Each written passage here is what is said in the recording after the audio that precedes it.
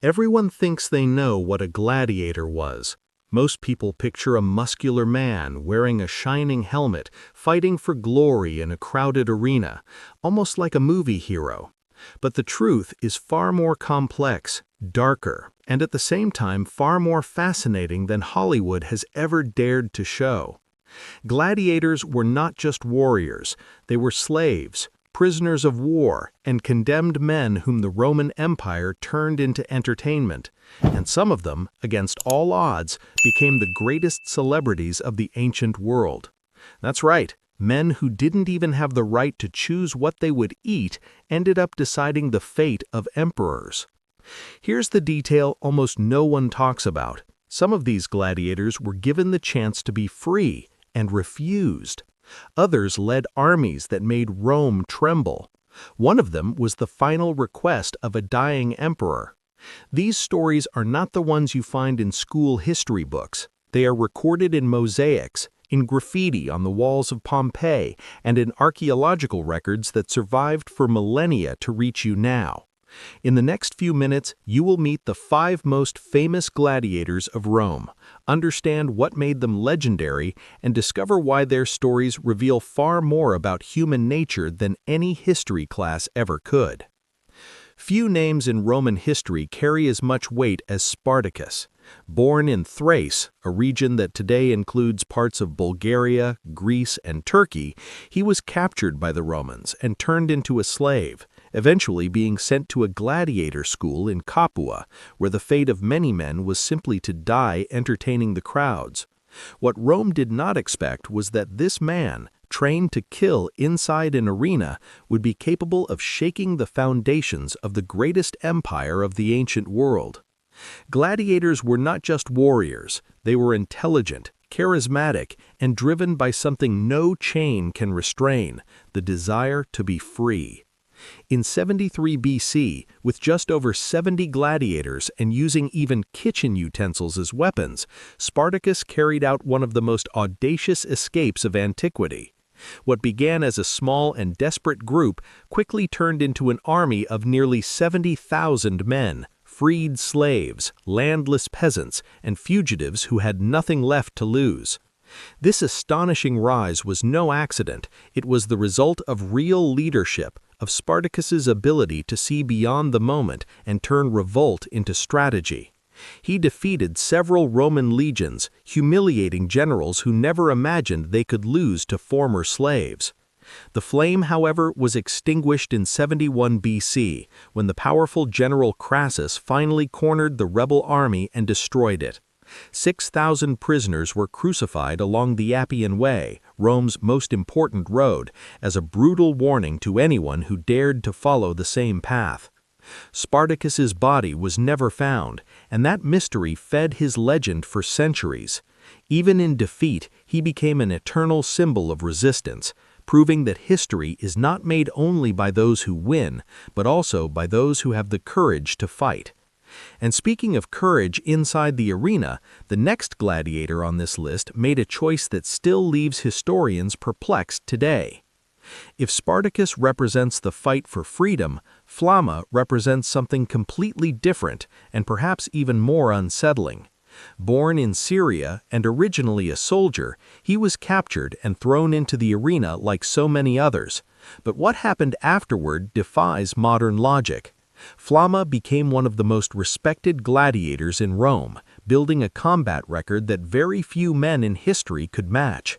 With 34 fights, 21 victories, 9 draws, and only 4 defeats, he was not merely a survivor, he was a master of combat, a secutor with a heavy helmet and sharp gladius, turning every appearance in the arena into a display of technique and cold precision. What truly makes Flama legendary, however, is not the numbers, it is a decision he made 4 times. 4 times he was awarded the rudis, the wooden sword that symbolized freedom and the end of a gladiator's obligations in the arena, and 4 times he refused it. Think about that for a moment. Freedom was literally placed in his hands, and he gave it back. Historians still debate the reason today. Some believe he loved the fame the arena brought him. Others think he felt genuine pride in his profession. and some argue that he simply did not know who he would be outside that world of combat and glory. Flamma died at the age of 30, an age considered surprisingly high for someone who spent his entire life in the arena, but the legacy he left goes far beyond longevity. He proved that identity and purpose can be forces as powerful as any chain. Just as there are people today who, even when they could change their lives, remain where they are because that is where they feel alive and recognized, Flamma chose the arena not because he lacked options, but because of his overwhelming passion. It is impossible not to wonder what drives a man to give up freedom, and that question becomes even more intense when the next gladiator on our list decides to do the opposite, use his freedom to challenge Rome itself. Of Gaulish origin, from the region we now know as France, Crixus was captured by the Romans and thrown into the arena like so many other men whose freedom had been stolen by the power of the empire. But Crixus was not the kind of man who bowed easily. There was a natural ferocity in him, a warrior's energy that slavery managed to imprison in body but never tame in spirit. When the escape from the gladiator school took place, he did not hesitate. He was among the first to take up arms and join Spartacus, quickly becoming one of the main commanders of the greatest slave revolt Rome had ever faced. 2 leaders, 1 rebellion, but completely different visions of what to do with it. And this is exactly where the story becomes fascinating. While Spartacus thought like a strategist, planning to cross the Alps and leave Italy behind, Crixus burned with a far more visceral goal, to attack Rome directly and make the aristocracy pay for what it had done. This difference in vision eventually divided the rebel army, and Crixus marched with his followers toward direct confrontation with the Roman legions. It is a dilemma that still resonates today. How many times in life do we find ourselves torn between the rational decision and the impulse to confront something head-on, even knowing the risks are enormous? Crixus chose confrontation, and that choice sealed his fate. In 72 BC, Roman troops surrounded Crixus and his army, and he died as he had lived, fighting to the very end, without retreat. But what happened after his death says a great deal about the loyalty he inspired. Spartacus, in honor of his fallen companion, forced 300 Roman prisoners to fight each other as gladiators, symbolically and devastatingly reversing the roles Rome had imposed on so many men. It was a clear message. Crixus would not simply be mourned, he would be avenged. And while the revolt continued on its tragic path, there was another gladiator on the other side of the story who, instead of defying an emperor, became his greatest favorite. In a world where gladiators were seen as property, disposable instruments of entertainment after their first fatal defeat, Spiculus achieved something that seemed almost impossible. He captured the personal admiration of Emperor Nero, one of the most eccentric, unpredictable, and powerful rulers Rome ever had. It was no accident. Spiculus stood out in the arena with a rare combination of genuine courage and flawless technique, turning every fight into a performance that held the crowd breathless. Gladiators were the celebrities of ancient Rome. Think of them as the great athletes and entertainers of today, with fans, imitators, and their names scratched onto the walls of cities. And Spiculus was without question the greatest star of that world. The rewards Nero granted Spiculus were on a level that most free Roman citizens would never reach in their entire lives.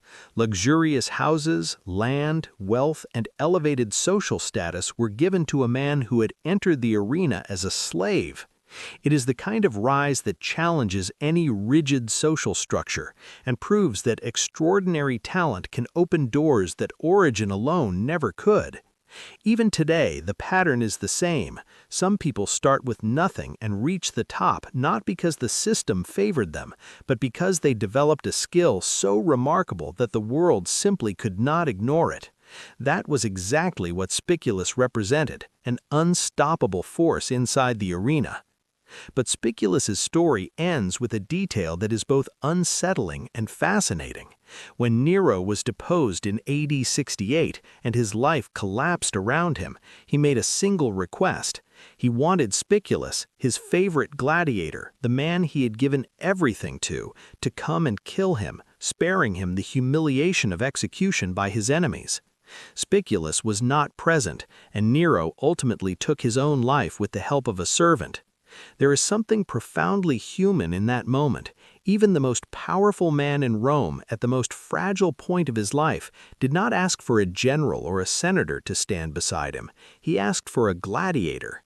And speaking of gladiators who faced the impossible, the next one on our list did not fight men in the arena. He fought something far more unpredictable and terrifying. If you think facing other trained and armed gladiators already required a complete lack of fear of death, imagine stepping into an arena and confronting a starving African lion, a furious leopard, or a charging rhinoceros. That was exactly what Carpophorus did, and he did it well. He belonged to a special category of fighters known as bestiari, warriors who fought wild animals in spectacles called venationes, the famous hunts of the arena.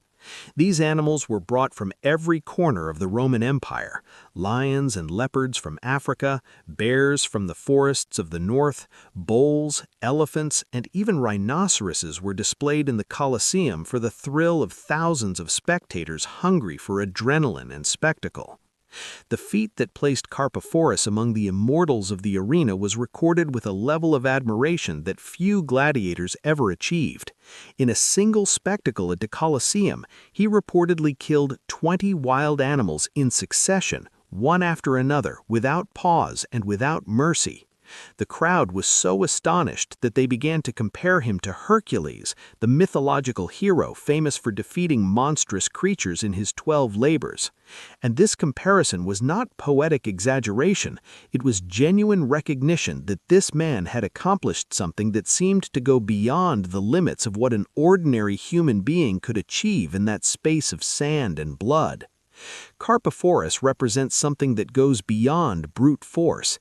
It represents the human ability to dominate chaos, to confront the unpredictable with technique, composure, and a kind of courage that borders on the incomprehensible. Unlike a duel between gladiators where the opponent's movements and tactics can be studied, a wild animal does not negotiate, does not hesitate, and shows no mercy. Winning under those conditions required not only physical skill, but extraordinary situational awareness, the same kind of quality that great leaders, athletes, and strategists throughout history have needed to stand out. And it is precisely this combination of skill, fame, and cultural impact that transforms ordinary fighters into eternal legends, as you are about to see now. Now that you know the 5 most famous gladiators of Rome, it's impossible not to ask yourself, what would you have done in their place? Would you have refused freedom like Flamma, choosing glory above everything else? Or would you have fought with the ferocity of Spartacus, even knowing the odds were almost zero? These questions are not only about the past, they reveal something much deeper about who you are and what you value in your own life. The story of the gladiators is, at its core, the story of ordinary men placed in extraordinary situations, and what they chose to do in those moments is what made them eternal. The Roman Empire is gone, the arenas have turned into ruins, but the names Spartacus, Flamma, Crixus, Spiculus, and Carpophorus are still alive more than 2,000 years later. That is no coincidence. It is because stories of courage, choice, and identity never grow old. So here's a challenge for you to take away from this video. Which of these gladiators represents you the most? Which one made you think, that one is me? Leave your answer in the comments. I really want to know, and I'm sure the discussion will be amazing. And if you made it this far, you've already proven that you have genuine curiosity about the world that shaped Western civilization. And honestly, that's rare. So subscribe to the channel now and turn on notifications, because there is much more history, much more secrets, and much more truths hidden in the Roman Empire waiting to be told. You won't want to miss the next video.